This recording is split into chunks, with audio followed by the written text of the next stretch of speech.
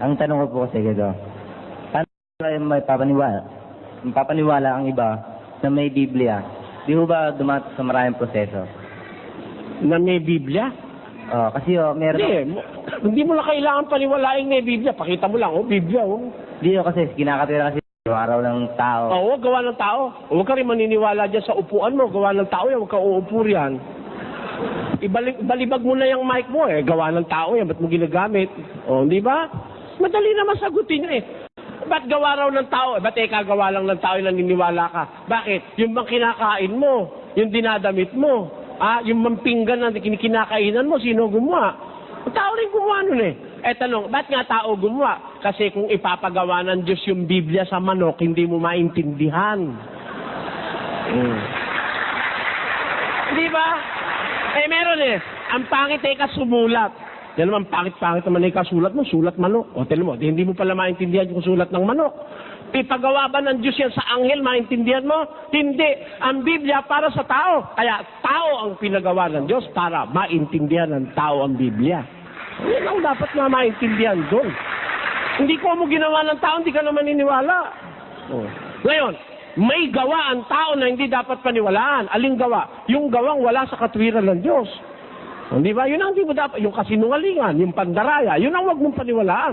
Pero ang Biblia, isinulat ng tao, inimprenta ng tao. Sabi ng Biblia, igalang mo yung ama't ina.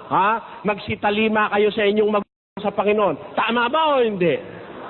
Tama yung kahit konsyensya mo na lang ang sundin mo Tama yung sabi ng Diyos na igalang mo tatay mo't nanay mo Biro mo tatay mo't nanay mo, nagpalaki sa'yo, nung maliit ka, bantay ng bantay sa'yo, nagpupuyat. Tapos paglaki mo, dadabog-dabugan mo, tarantado ka. Dapat igalang mo yung magulang mo. Sabi nga ng pasyon, kahit natadtarin mo ang laman at ang iyong buto, 10 ng iyong tanang balahibo, hindi sapat ibayad sa utang sa magulang mo. Tamo? Kaya ang magulang, pinagkakautangan mo ng loob. Dapat mo bang paniwalaan o hindi? Dapat. Sabi ng Biblia, huwag kang papatay. Tama ba o hindi?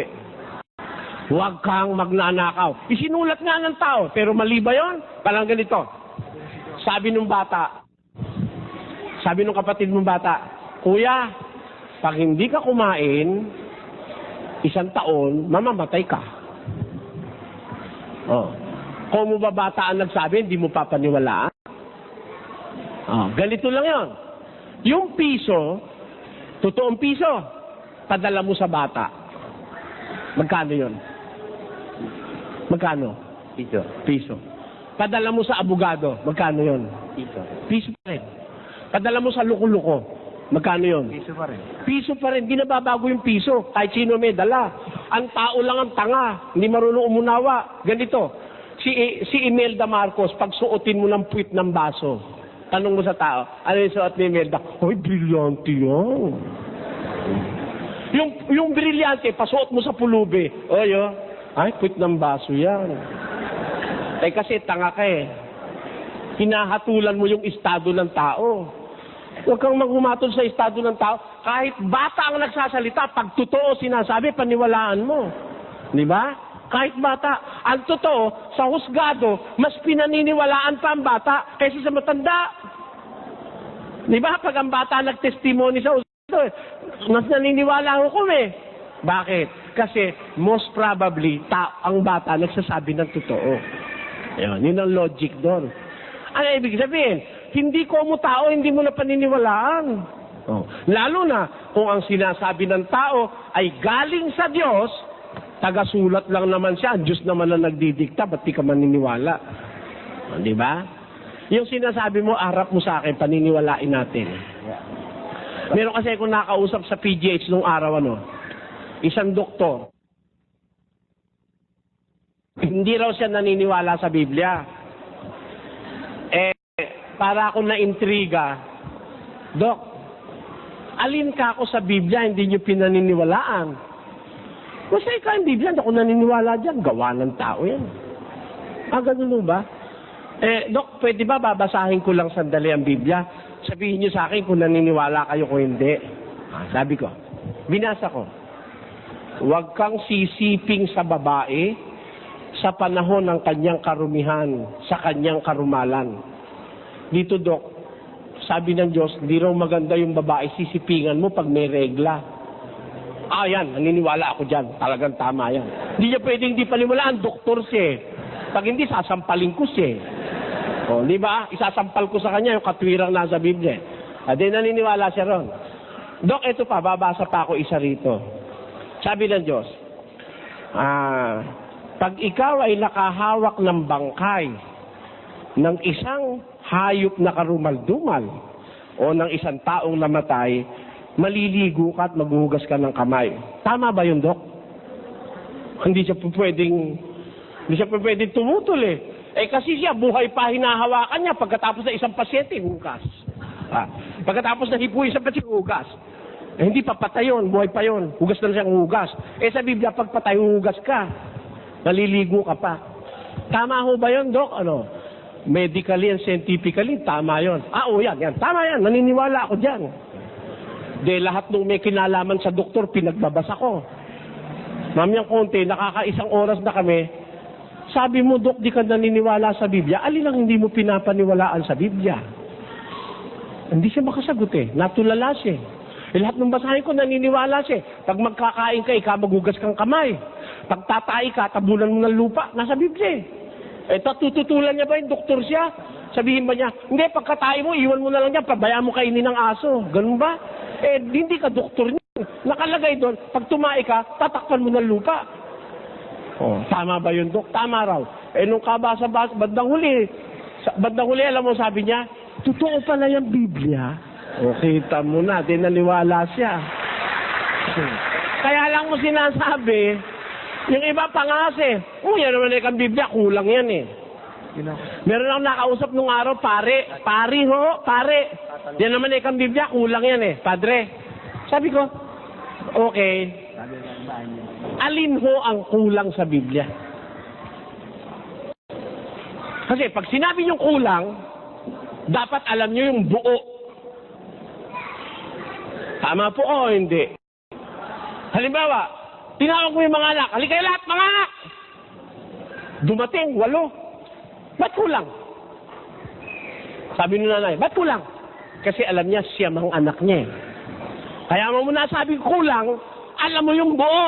Tama o hindi? Sabi ng pare, kulang daw Biblia. Ano kulang, padre? Siyensya, nasa Biblia. Psikolohiya, nasa Biblia. Arithmetika, nasa Biblia. Lahat ng maiisip mo, nasa Biblia. Gusto mo, patunayan ko sa'yo. Mag-isip ka ng kahit anong bagay, babasahin ko sa Biblia. Yung hindi mo nga naiisip, pwede ko pa rin basahin sa Biblia. Ano ang kulang sa Biblia? Bakit mo sasabihin kulang ang Biblia? Para mo masabing kulang ang Biblia, alam mo ang buo. Sino naman nakakaalam ng buo kundi ang Diyos? Wala naman iba nakakaalam ng buo kundi ang Diyos eh. Ako man, marami kong hindi alam eh. Di ba? Pero kung lahat lang nung iisipin mo ang itatanong mo sa akin, lahat yon, ginagarantiyahan ko sa'yo, babasahin ko sa Biblia, lahat. Gusto mo, pati ampalaya, babasahin ko sa Biblia. Pati bawang, pati pipino nasa Biblia, sibuyas nasa Biblia, ampalaya nasa Biblia. Ano pa rito ang alam niyong gulay? Yan, nasa Biblia yan. Ito ba? Totoo ba itong bulaklak na to? Kasi nung dito ako pumunta nung puro mga paper roses yun. Yan, nasa Biblia yan. Pati nga bulaklak na artificial, nasa Biblia rin eh. Yung paper roses, nasa Biblia yun. Aeroplano, nasa Biblia. Computer, nasa Biblia. Gusto nyo, lahat nandun yun. Walang kulang yun. Ano pa tatanong mo? Pati nga numismatics, nasa Biblia eh.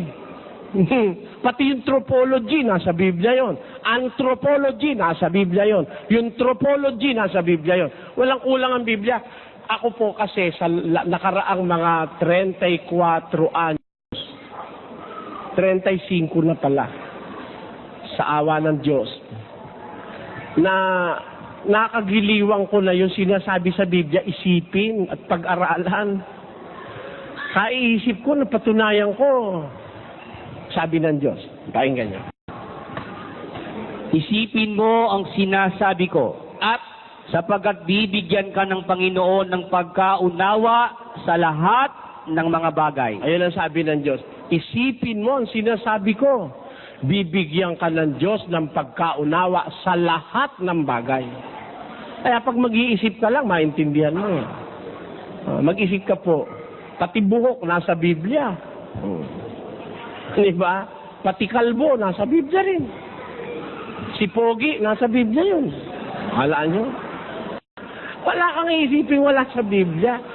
Eh, tinanong nga sa akin yan kakon si Ginoong Periol, nasa Biblia yan. Si Kibuloy, nasa Biblia yan. Sabi ng Biblia, lilitaw ang maraming propeta. O, di ba nakasulat na sila ron? Kasama sila ron Maalis mo ba yun? Malay mo, pati ako kasali ron. Ganon yun. Kaya lahat nasa Biblia yan. Huwag kang magduda sa Biblia, iyo.